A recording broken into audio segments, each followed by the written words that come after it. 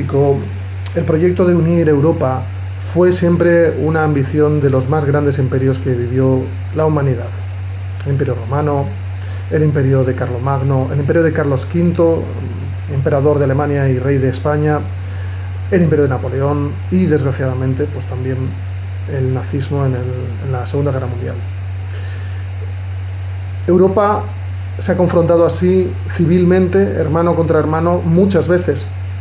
Pero después de la Segunda Guerra Mundial la matanza fue tan devastadora que los pueblos de Europa decidieron llevar a cabo esa unidad desde la paz, desde la tolerancia y con el beneficio común. Nacieron así varios intentos que veremos posteriormente, como es la Comunidad Económica Europea, la CECA, Comunidad Económica del Carbón y del Acero, Euratom, que era la Comunidad Europea de la Energía Atómica, hasta llegar a los tratados de Maastricht y de Ámsterdam, en el que se funda la Unión Europea, a la cual pertenecemos hoy en día. La Unión Europea es el espacio europeo más exitoso de paz, colaboración y prosperidad de toda la historia de su existencia como continente. Es un espacio donde se han alcanzado los niveles de vida más desarrollados del mundo, no solamente por nivel de renta, sino también por nivel de servicios sociales y de bienestar de la población. Está poblado por 730 millones de habitantes, un 12% de la población mundial, con una densidad de 68 habitantes por kilómetro cuadrado, lo cual no es excesivo para otras latitudes como Lejano Oriente, que son mucho más densamente pobladas. Favorecido por climas templados y un relieve bastante llano. No obstante, la población europea se enfrenta cada año a un reto, que es el reto del envejecimiento y el reto del descenso de población. Comercialmente, la Unión Europea es un bloque fortísimo, es el tercer bloque comercial por renta per cápita y duplica con creces la media mundial. El sector primario en la Unión Europea es muy pequeño, casi todo es sector servicios y sector industrial, y el sector terciario al que hacíamos referencia antes aplica el 65% de la riqueza europea, obtiene el 65% de la riqueza europea, con lo cual tenemos en cuenta que es una sociedad postindustrial, una sociedad terciarizada. El PIB es el más alto del mundo y la tasa de desempleo se sitúa en el 8%, con lo cual el nivel de bienestar pues es también muy grande. Desde el año 2002, la Unión Europea tiene una moneda única, el euro, que es una moneda de referencia en los mercados mundiales al mismo nivel que el dólar o el yuan.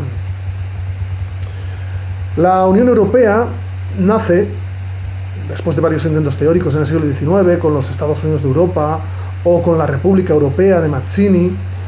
Nace en 1947, cuando hay un primer agrupamiento de países que es el Benelux, la unión fiscal y administrativa de Holanda, Bélgica y Luxemburgo. El Benelux ya había tenido un precedente en 1923. Bélgica y Luxemburgo ya habían unido sus administraciones y habían eliminado sus fronteras. En 1947 surge también una organización llamada la Unión Escandinava, la Unión para Servicios de los países de Escandinavia como Suecia, Noruega, Finlandia, etc. Visto los buenos resultados que daban esos tipos de unión, donde eliminando fronteras se favorecía el comercio y compartiendo servicios administrativos se dejaba de gastar gran parte del dinero en el funcionariado, nace en 1951 la CECA. La CECA es la Comunidad Económica del Carbón y del Acero y fue realmente muy importante. ¿Por qué? Porque por primera vez Francia y Alemania, los grandes enemigos de la Segunda Guerra Mundial, se unieron para conseguir un objetivo, que era la liberalización del comercio del carbón y del acero. A él se unió Italia, Bélgica, Holanda y Luxemburgo, y el éxito no se hizo esperar. Fue un éxito tan radical, tan rápido y tan próspero que en 1957, apenas 6 años después, nace en Roma, con el Tratado de Roma, la Comunidad Económica Europea, el antecedente de la Unión Europea.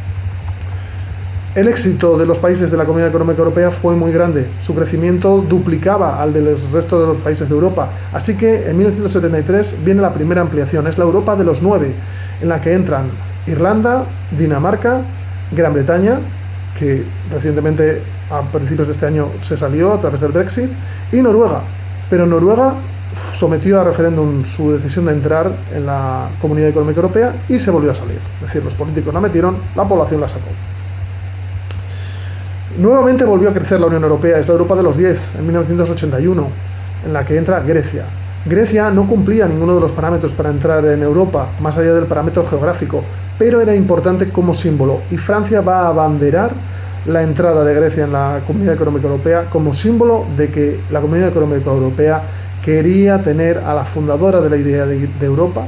Europa es el nombre de unas ninfas que tienen que ver con la mitología griega, y Grecia entra en 1961. En 1966 llega el turno para la Europa ibérica. Portugal y España entran en la Comunidad Económica Europea y se ven favorecidas en cuanto a servicios, aunque tuvieron que reconvertir sus economías muy duramente. En 1995 se produce otra ampliación, la Europa de los 15, en que se incorporan países con muy alto nivel de vida, como Austria, Suecia o Finlandia. Noruega vuelve a entrar y su población vuelve en referéndum a rechazar la entrada y vuelve a salir. Así que ya veis cómo la idea europea en Noruega no cala. En 2004 viene la gran expansión hacia el este. Y es que, una vez acabado el dominio de la Unión Soviética sobre el bloque oriental de países y realizada la independencia de países que integraban Yugoslavia o países que integraban las repúblicas bálticas de la Unión Soviética, entran en Europa países como Letonia, Estonia, Lituania, la República Checa, Polonia, Eslovaquia, Hungría, Eslovenia, Chipre y Malta. Realmente fue la mayor expansión que realizó la Unión Europea y ha presentado algunos problemas, aunque también ha expandido el prestigio de la Unión Europea y la influencia de la Unión Europea hasta casi Oriente Próximo. Recordemos que Chipre o Malta lindan, Malta con África y Chipre con Líbano, con Israel, etc. Finalmente, en 2007 se crea la Europa de los 27, con la entrada de Rumanía y Bulgaria, aunque ambas tienen un estatus especial, ya que sus dificultades para parar el contrabando, las mafias, etcétera, hacen que no tengan totalmente reconocido el derecho a la libre circulación de sus ciudadanos. Son países relativamente atrasados, aunque son europeos, y con